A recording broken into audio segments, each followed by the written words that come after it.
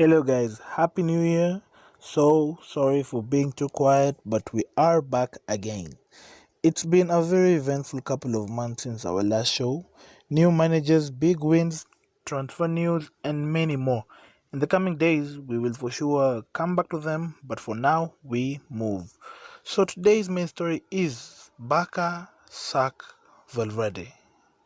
That's a very big story for today. Barcelona parted company with Ernesto Valverde despite the club being top of La Liga, but problems have been brewing beneath the surface throughout his troubled reign.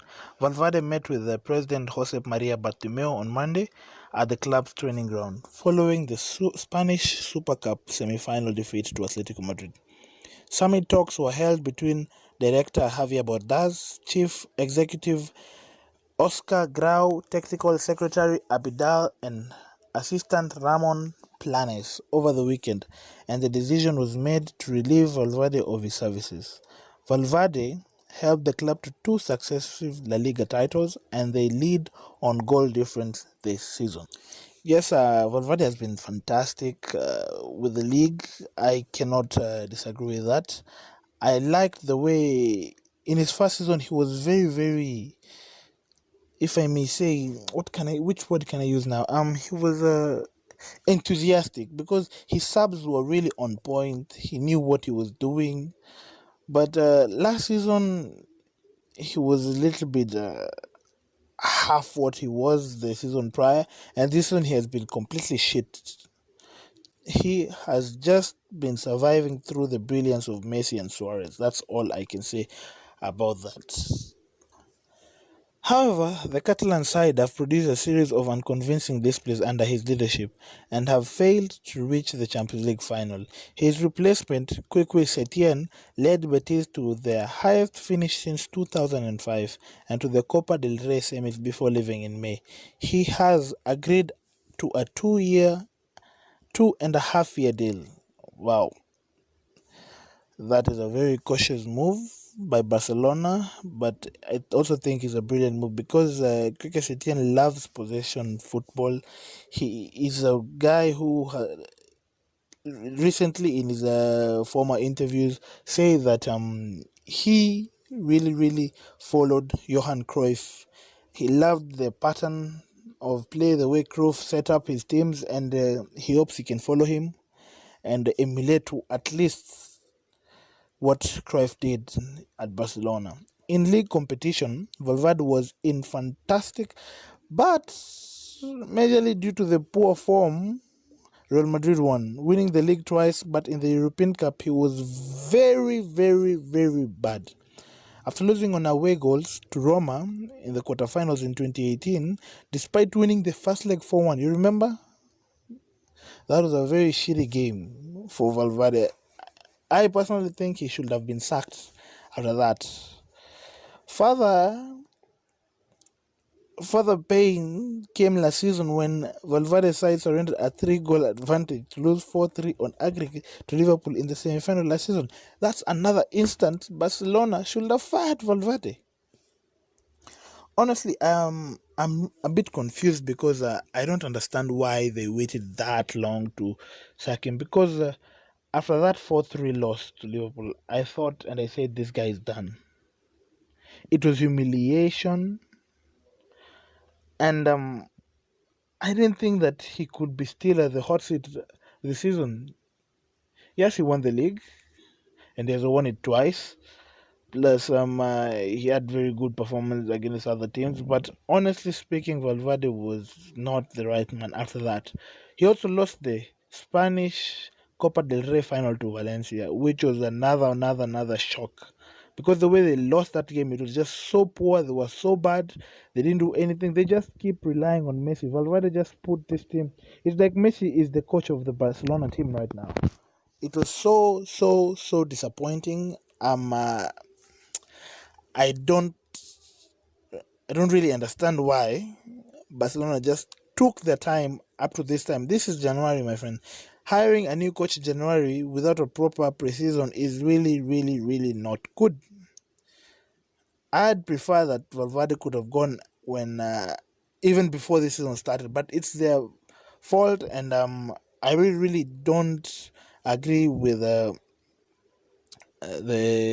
Barca board. In the Champions League, yes, I see his stats. Valverde won 18 of his 28 Champions League matches, drawing 8 and losing only just those 2 occasions against Roma and Liverpool. That was fantastic. But that showed you that he did not have the grit, the tactical ability, and the adaptability to be able to beat big teams at that stage.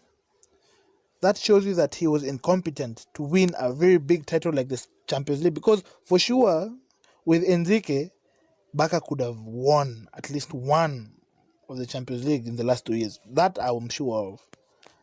That could have been a certainty, because Luis Enrique was not pragmatic. He was an exciting coach. He emphasized on defense. Yes, Barcelona was very, very good defensively and attacking wise. Barcelona were fantastic with MSN. But now they have Griezmann. Yes, we know he needs to gel, he needs to blend, but this is already January. Suarez is out for 4 months.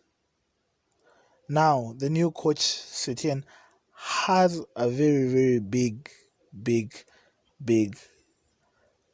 thing to do now. He has a very big work to do on this team. But many are still arguing that those many, in fact, I'm one of them, argue that the 55-year-old was fortunate to be kept on, given the harrowing manner of those second leg capitulations.